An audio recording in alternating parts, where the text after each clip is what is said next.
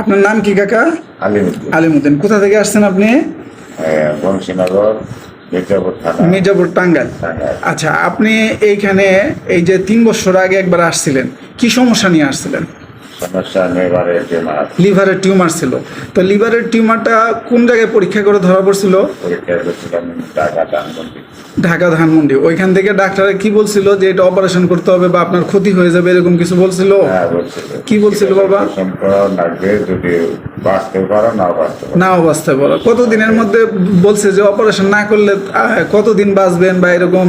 হয়তো কি? কইছে যে 3 মাস বাঁচবো। 3 মাস বাঁচবেন অপারেশন না করলে, আর অপারেশন করলে বাঁচতেও পারো, নাও বাঁচতে পারো। নাও বাঁচতে পারো। তাহলে আপনি এখান থেকে যে 3 মাস কয়বার ওষুধ নিয়েছিলেন? একবার। একবার ওষুধ নিয়েছিলেন। তো এই একবার ওষুধ খাওয়ার পরে আপনার আর কোনো সমস্যা হয় যে টিউমার জনিত? সমস্যা নেই। আপনি ভালো আছেন ভালো।